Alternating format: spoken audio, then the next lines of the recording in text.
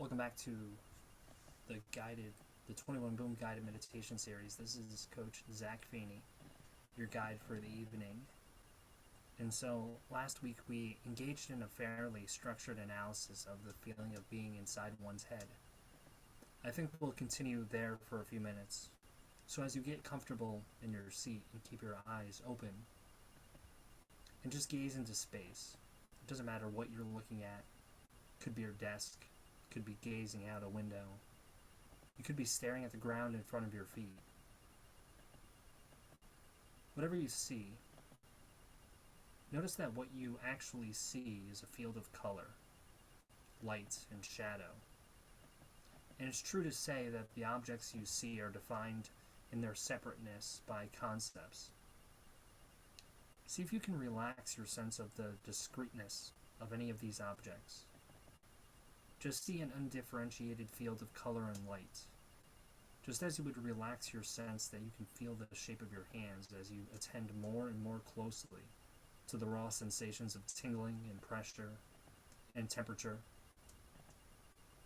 So too with your visual field, just see it as a play of light.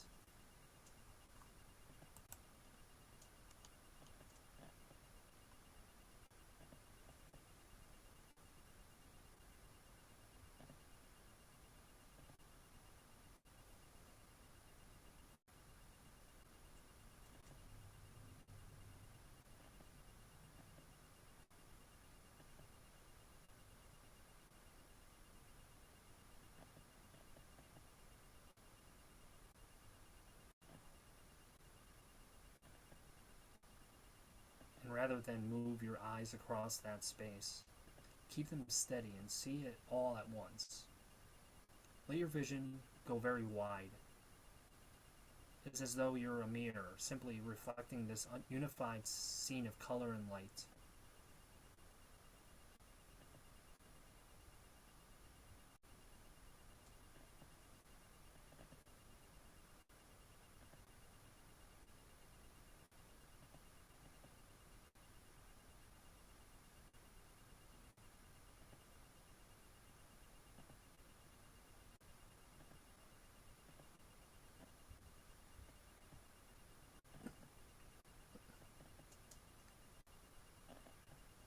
Now as you gaze on this visual field, simply rest as the space in which it and all other sensations are appearing.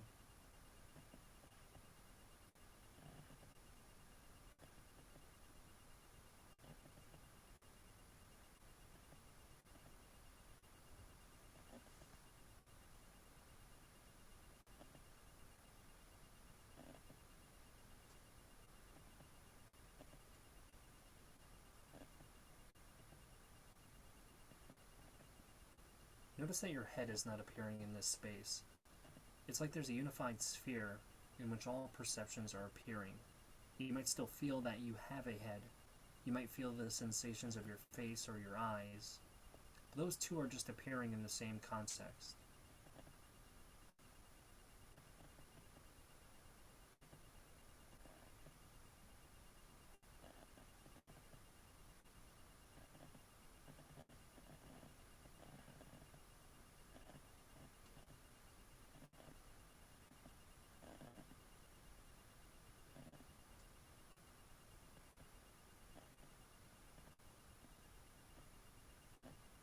Let your mind go very wide. Keep dropping back and recognize that you are this prior condition subjectively in which anything that can be noticed arises and is noticed.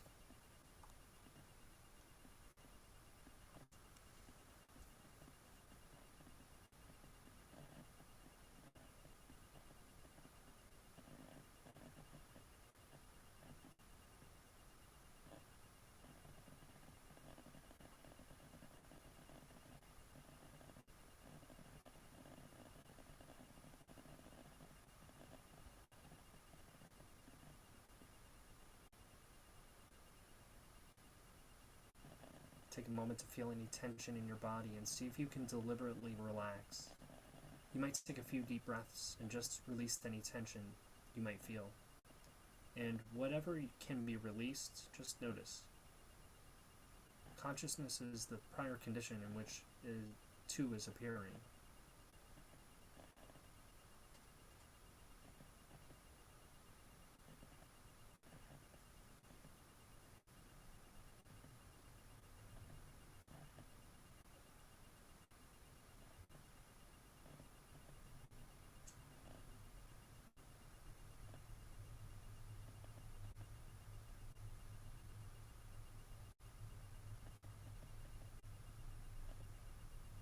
In the moment you notice that your mind has been captured by thoughts unwittingly, there's no need to judge yourself. Just observe what happens in that instant. That too is part of the practice, and come back to your visual field, and to sensations in the body, and to sounds.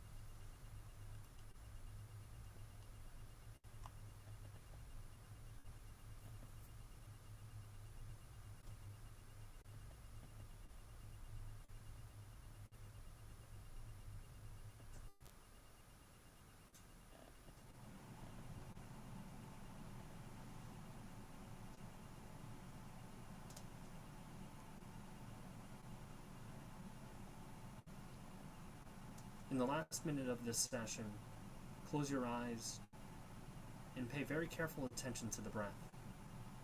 See if you can stay with the breath continuously.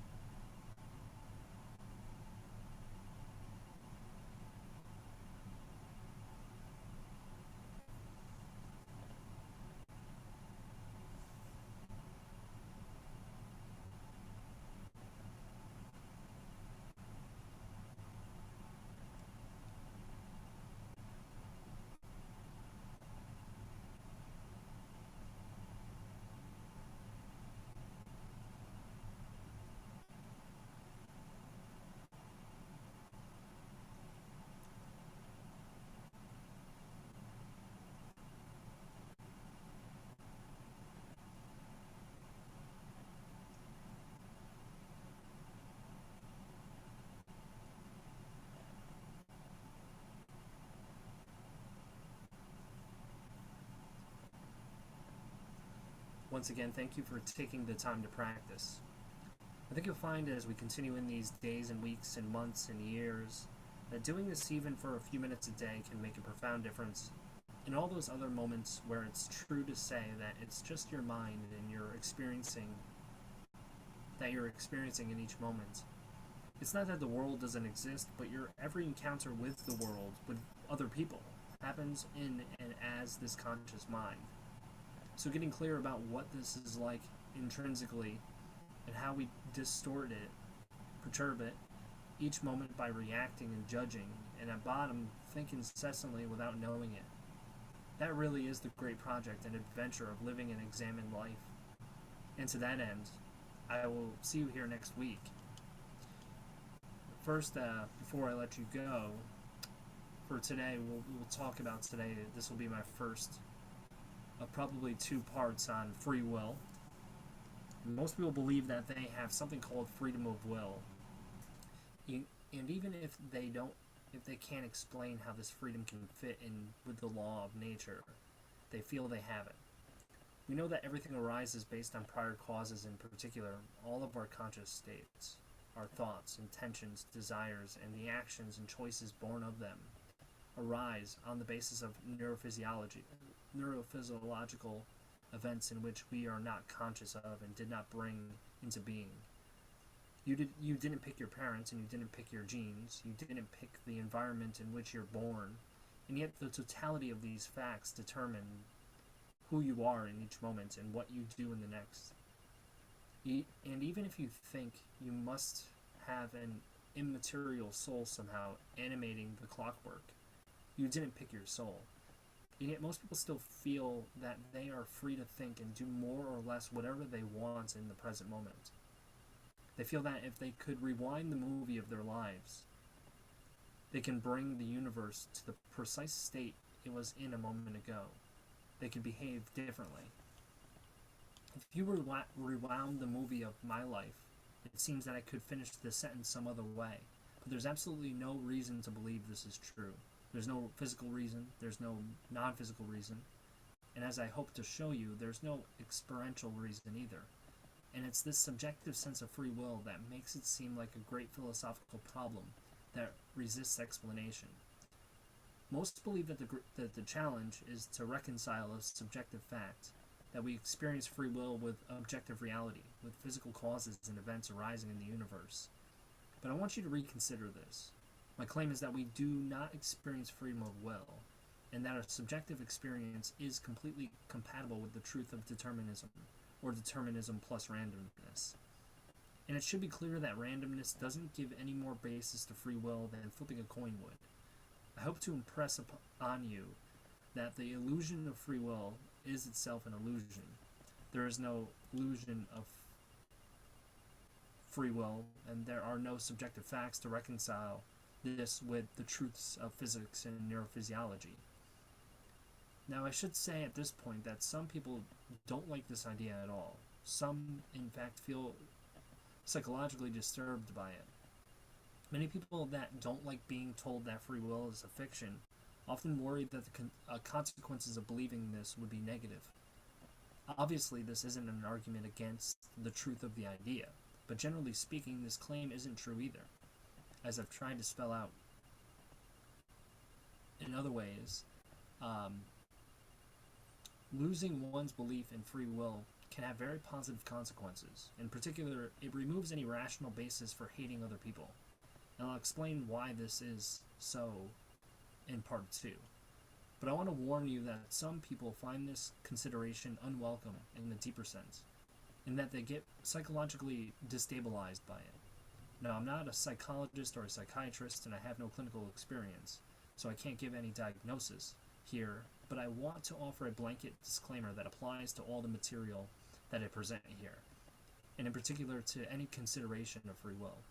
If at any point doing the exercises that I recommend leads to experiences that worry you, and you begin to feel that these meditations and reflections aren't good for you, please stop doing them, and I recommend that you consult a psychiatrist in that case and tell them about your experience. It really shouldn't be difficult to find one with experience in meditation at this point. But I think the vast majority of you will find these meditations and reflections extremely helpful. Some won't, or won't without specific modifications. You can think of this as being analogous to exercise. Exercise is great for you. Generally speaking, it's one of the best things you can do with your health. But if you have an injury or illness, one exercise or another might exacerbate it, and you'll need to find some way to work around your problem. And most problems can be worked around physically and mentally, but it's up to you to do this. It is as though I'm telling you how to do push-ups and pull-ups, and these are great exercises, but if push-ups happen to be bad for your shoulders because you injured it when you were a kid, well, that's something only you can figure out, and you might need to find some outside resources to help work around your problem. And some problems are significant enough that you have to avoid certain exercises altogether. So with that disclaimer in mind, I want you to consider the subjective experience of free will. And this is an exercise you might want to return to in the coming weeks once you get more training in meditation. The goal of this consideration is to notice that your experience of your own thoughts, intentions, actions is perfectly compatible with the absence of free will. And however determined by prior causes, and however thoughts, intentions, and actions arise, whether they are lawfully determined by prior causes or there's some element of randomness involved, your experience of being in the world doesn't show any trace of free will. You, the conscious witness of your inner life, aren't the author of your thoughts, intentions, and actions. Rather, thoughts and intentions and subsequent actions simply arise to be noticed. Now, this doesn't mean that there's no difference between voluntary and involuntary action. There is. Voluntary actions are associated with intentions. Voluntary actions can be withheld. Voluntary actions can be deterred, and involuntary actions, like a muscle spasm, can't. They can't.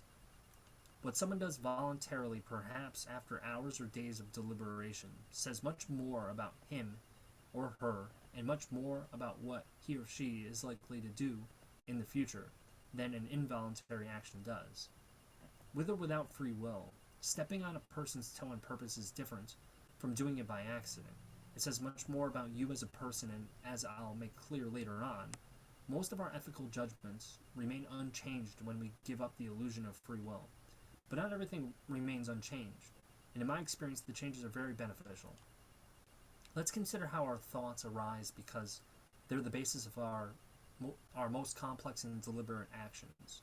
If you pay attention to the flow of thoughts, you'll see that your thoughts simply appear in consciousness very much like my words. In fact, if you pay attention, you can observe that you no more decide the next thing you think than the next thing I say. What are you going to think next? You don't know. And yet your thoughts determine what you want or intend and do in the future. Your thoughts determine your goals and whether or not you've met them. They determine what you say to other people and what you don't say. Thoughts, in fact, almost determine everything that makes you human. Most people think that they are the thinker of their thoughts and therefore their author. But subjectively speaking, there is no thinker to be found apart from the thoughts themselves. This is why the illusion of free will is directly connected to the illusion that there is a self or an ego riding around in your head. And that's a topic we'll explore in great depth later on.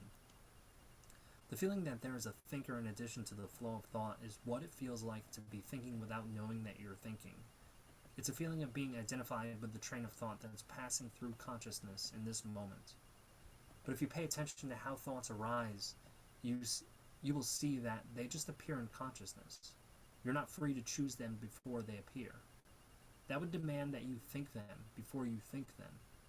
If you can't control your next thoughts, if you can't decide what it will be before it arises, where is your freedom of will? At this moment you might be thinking, what the hell is he talking about? Here's what I'm talking about. You didn't choose that thought either. If you're confused by what I'm saying, you didn't produce your confusion. You didn't decide to be confused. Conversely, if you understand what I'm saying and you find it interesting, you didn't create that state of mind either. And if your mind is just wandering the thoughts of lunch and you missed half of what I just said, you didn't choose to do that with your attention. Everything is just happening, and this includes your thoughts, intentions, and desires, and your most deliberate actions. Now, many people feel that this is somehow disempowering. On the contrary, it can be incredibly empowering to realize this. Take a moment to close your eyes and pay attention to your experience. Take a few deep breaths.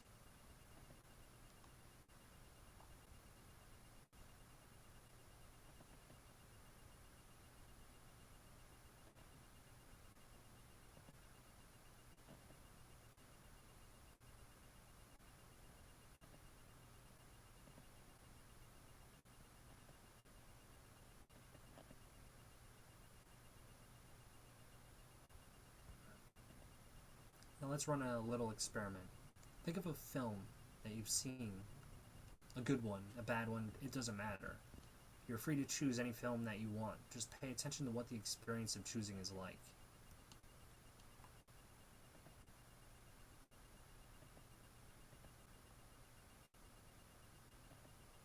Now the first thing to notice is that this is as free a decision as you're ever going to make in your life. You are completely free. You have all of the films you have ever seen to choose from, and you can pick any one of them you want. In fact, you can choose any film whose title you know whether you've seen it or not. So go ahead and choose.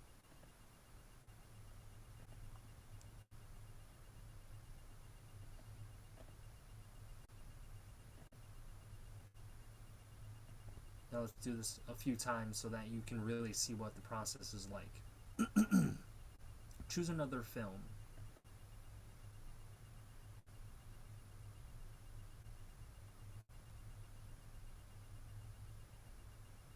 And then do it one more time. Forget about those first two films and pick a third.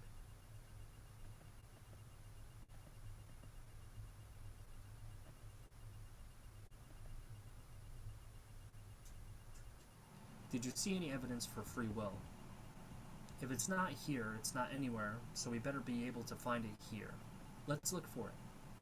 First, let's set aside all the films whose names you don't know, and therefore could not have picked. There's no freedom in that, obviously, because you couldn't have picked one of these films if your life depended on it. But there are many other films whose names that are well known to you, but which didn't occur to you to pick. For instance, you absolutely know that Rocky II is a film, but you just didn't think of it.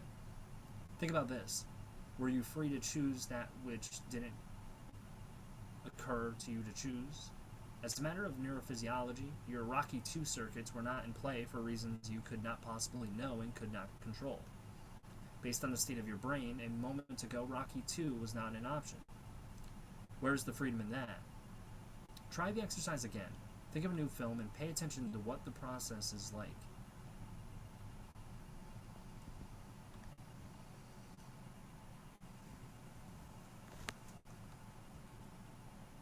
Now, if you're like me, you probably think of several films each time. Let's say in one of these rounds I thought of Inception, and Godfather, and Annie Hall, and then I thought, I'll go with Inception that has more to do with science. But then the last second I thought, I'd like to see Annie Hall again. I'll go with Annie Hall. This sort of decision making is what motivates the idea of free will.